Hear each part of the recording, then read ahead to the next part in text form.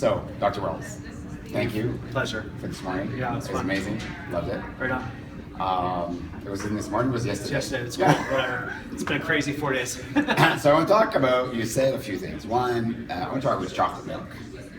Did I talk about chocolate milk? No, you did not. All right. I don't want to talk about chocolate milk. All right. So chocolate milk, right? Yeah.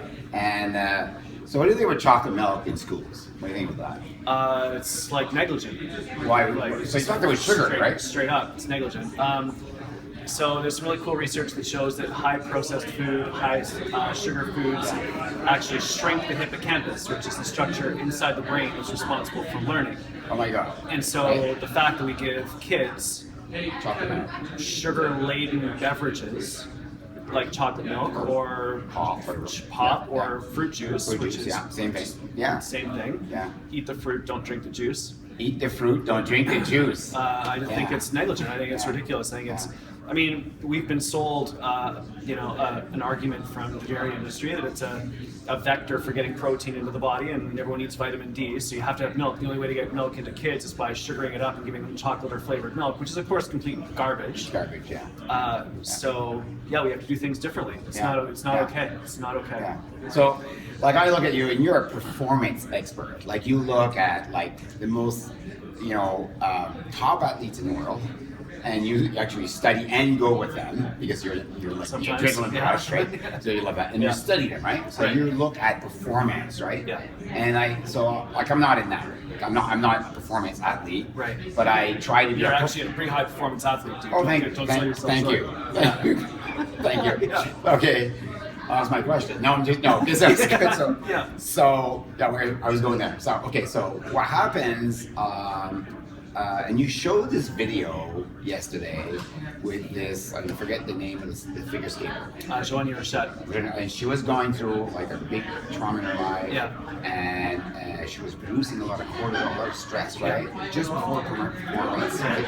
And she did a couple of things. You want to go through that? Just Sure. Yeah. So for everyone watching, the context is 2010 Vancouver Olympics, Joanie Rochette, figure skater, preparing for the games. Mom passes away unexpectedly right before the Olympics, and she's got to go out and compete anyway. She goes out onto the ice for her program, and the crowd goes crazy. She gets emotional, and to her credit, she stops, pauses, and instead of forcing the performance, which is what most people would do, they would just push through, keep going, and it is what it is. But she stopped, went back to her coach, reset, calmed herself down using a slow, deep breaths. Yeah. And then when she was ready to go back out, she went back out and executed an unbelievable performance, which was incredible. And so the basic theme is that there's a mind-body connection which we can leverage easily through breathing. And so many of these athletes over and over and over again, you see them when they're in a little crisis moment, they execute things to bring them back into the zone so that they can perform. So it's what happens before the competition even begins that usually determines the outcome of what's going on. Okay, that's amazing. I want to come back to that because you gave us statistics. Like you said, the only correlation that you can actually measure from the body, like the body chemical reaction, that determines whether or not a performer at that level is going to increase their performance or decrease their performance is cortisol. Stress. Yeah, stress. So it's basically cortisol, which is the hormone that is produced when we're stressed. And it's actually, to go even further, and I didn't show this data, is it's the cortisol to testosterone ratio that matters. So we have testosterone in our bodies. Okay, right. Testosterone is what stimulates the body to grow, get fitter, stronger, faster. And when we're really stressed, we also produce cortisol, and that blocks the response to testosterone. And so the idea leading into competitions is to stay calm, cool, and collected. Whoever stays calm, cool, and collected is typically the one who has that opportunity to do the best. So now we want to focus on the coach, or Joanie, right? Yeah. Now, did I mistake when I saw? Did I see that she lifted her hand and she said that? Yeah. So she didn't say breathe. She said let. So is that like I don't know, but was that kind of this is the way that she basically it's a mechanical? Just to tell Joanie, okay, don't that's breathe. Yeah. So when Joanie went back to her coach, they're on the sidelines or the boards at the ice rink, and Joanie's got her arm up, she's drinking water, and she's calming down, and facing her is her coach. And there's an amazing image of the coach, and if you look at it, the coach is smiling. Smiling, right. And her hand is up like this. Right? Right? Okay. So Yeah, she's so like, there she is right now. Yeah. like she's Right. literally like this. Just like that. Just like, yeah. Just like, it's okay. Yeah. But she didn't say that. She just No. said, yeah, right? It's just all body Right? position. All body position, right? Massive Okay. communication. And that So- helped her settle down. So here's my thing, right? So Yeah. sometimes I'm a little too much, a little too stressful at work. Sometimes. Sometimes. Yeah.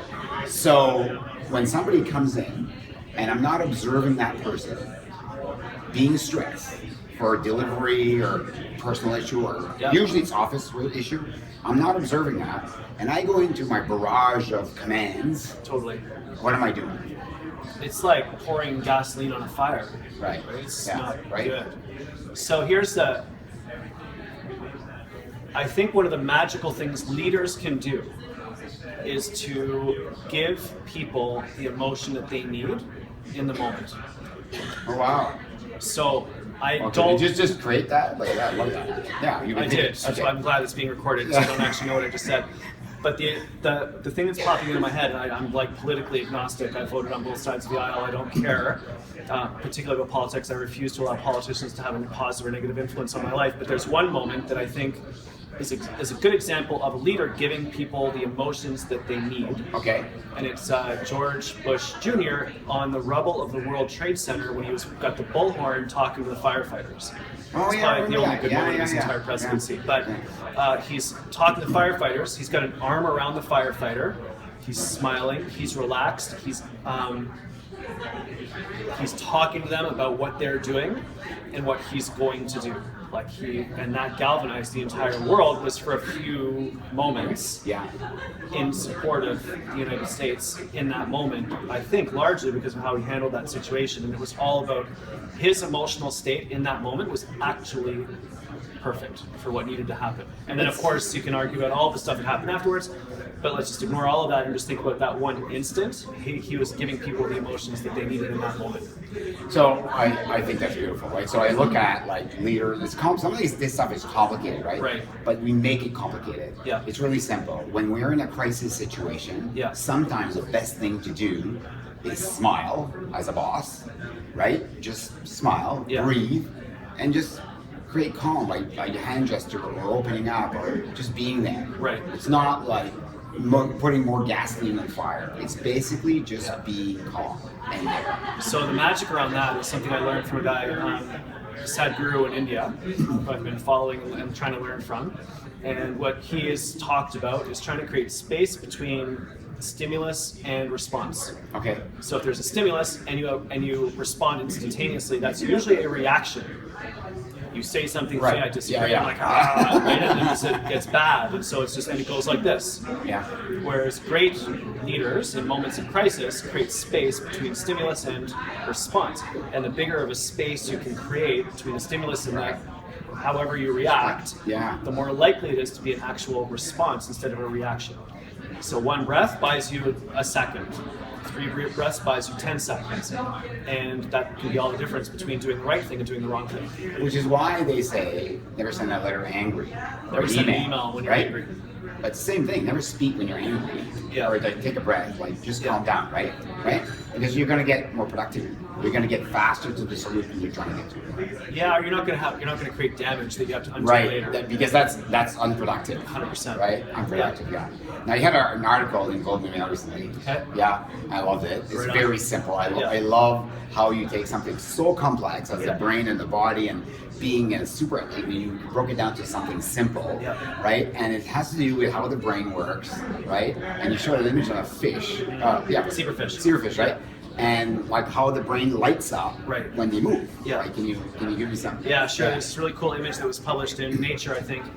And it's an image, some researchers were able to map the electrical activity inside the brain of a zebrafish at rest. Yeah. And then they moved water by it so it started to swim, and they mapped the brain activity when it started to swim, and they did a few excuse me, Okay. a few cycles of that, and you could literally see the brain coming to life and then Okay. shutting off, and then Okay. coming to life and shutting off As soon as they move. as soon as they move. Wow. And that relationship's true for every single species on the planet. When we move, the brain comes to life. When we sit down and don't move, the brain shuts down. And so I think that when we're learning so much about walking and creativity, Yeah. being in nature and problem solving. Yeah. strength training and depression. So there's all sorts of relationships between the mind and body. We need to stop thinking of them as separate and understand that mind and body are the exact same thing. Yeah. Yes. So I'm going to ask you like a few more questions. One more would be like, what do you do when you lose it? Because I think you've lost it a few times, right? Never. There's got to be a few times. 100%. Right? Yeah, I've got an epic temper. You do? Oh my I've never God. seen that. Really? Yeah. Okay, that's too funny. Yeah. Okay. So what do you do? Do you have a coach? You call, hey, like, can you smile? Usually on the it's phone? damage control. Okay. Right? And so I'm getting better at it. Yeah. The biggest thing I've learned is rapid fire apologies. Right. The sooner I get to an apology, the faster everything goes away. Yeah. Especially around my kids. Yeah. Because you get tired, you get angry, you say things, or you react badly, and it's bad. And you go to your kids and like, look, guys, I'm really sorry how I reacted. And they're like, yeah, cool, no problem. You move on. Adults hold on to it a lot longer than kids do, right? We're And so not I've like had our some, dog. I've had some pretty epic blow-ups. And for me, it's not about. I learn from them, and as a result, I think I have fewer of them.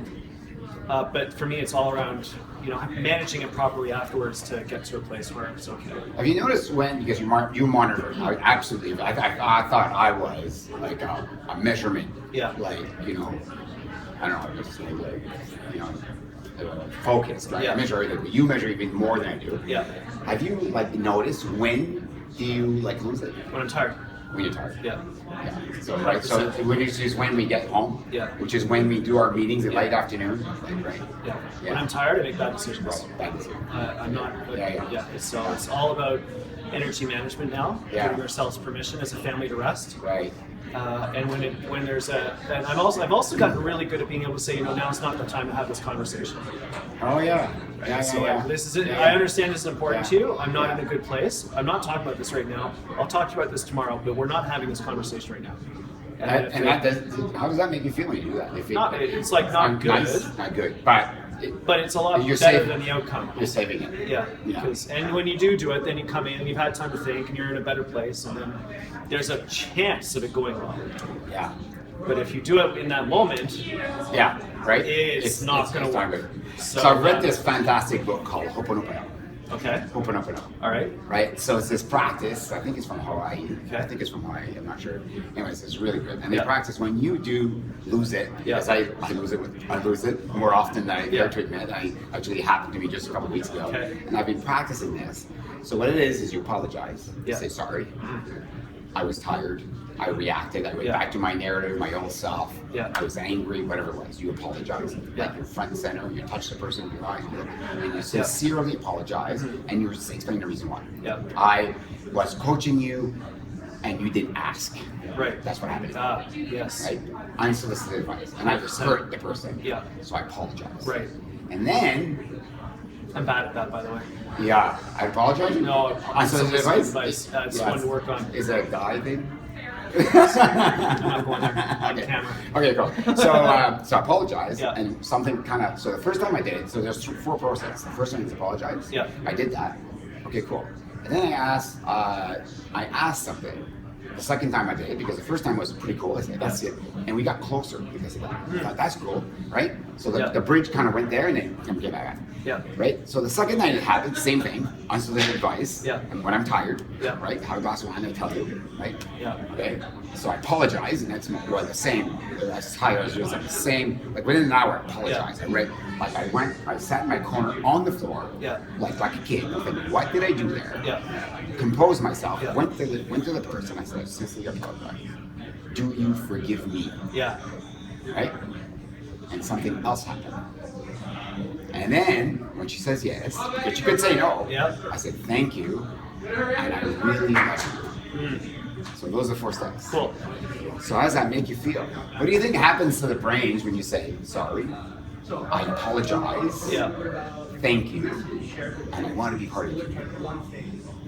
Yeah, it seems like a pretty good approach to it. I have to think about it a lot more, but I think it's like a very good process that you can use to get to a good place pretty quickly after making a mistake. And humans make mistakes. We're not perfect. No.